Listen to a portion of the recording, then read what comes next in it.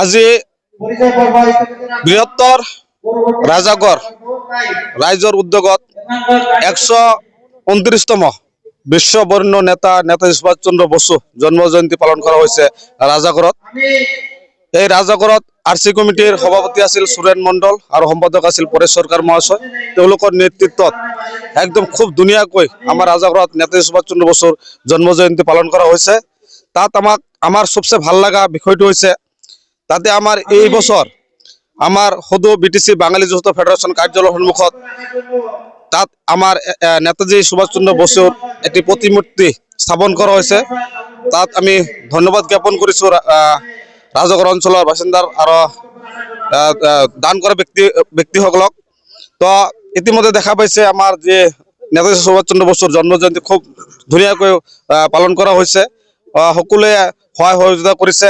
অহা দিনত আমাৰ যাতে এনেকৈ প্ৰগ্ৰামবিলাক ভালকৈ চলি থাকে তাৰে কামনা কৰিছোঁ আৰু অভ্যৰ্থনা সমিতিৰ সকলোকে ধন্যবাদ জ্ঞাপন কৰিছোঁ।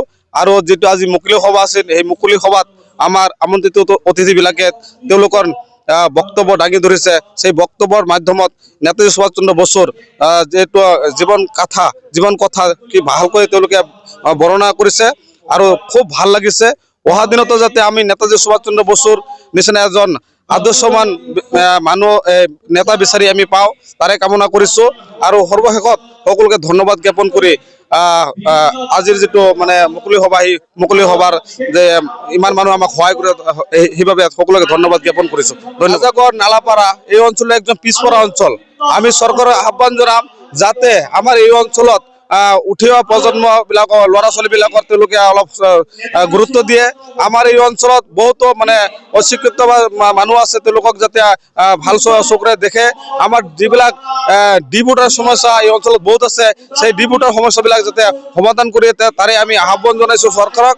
আপোনালোকে জানে যে অহা বিধানসভা নিৰ্বাচন ইতিমধ্যে আমাৰ সন্মুখত আহি পাইছে। তো এই বিধানসভা ইলেকশ্যনৰ আগে যাতে আমাৰ যিমান ডিভোটাৰ সমস্যা আছিল এই ডিভোটাৰ সমস্যাবোৰ যাতে সমাধান কৰে তাৰে আমি আহ্বান জনাইছোঁ চৰকাৰক। ধন্যবাদ।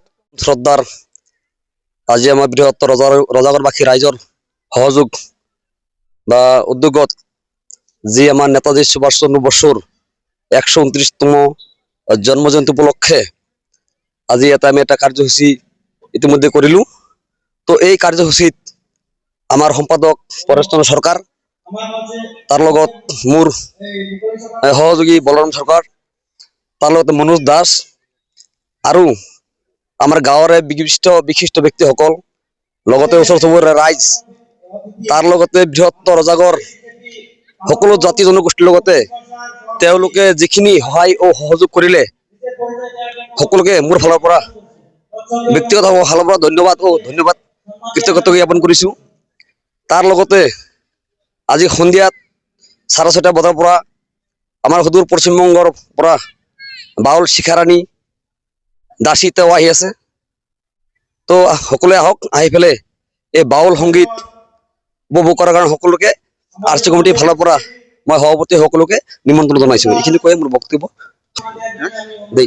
তাৰ লগতে মোৰ দেউতা, মোৰ ভগৱান, তেওঁ আজি এই বৃহত্তৰ ৰাজাগড়বাসীক নেতাজীৰ প্ৰতিমূৰ্তি এখন দিলে। তো দেউতাক মই ভগৱানে ক'ব লাগিব। তো মোৰ দেউতা যিখিনি দিছে আগন্তুক দিনত ৰাইজক আৰু সহায় সহযোগ কৰিব বুলি মোৰ বিশ্বাস, মোৰ ল'ৰা হৈ। তো দেউতাক মই ধন্যবাদ জ্ঞাপন কৰিছোঁ। এইখিনিকৈ নমস্কাৰ।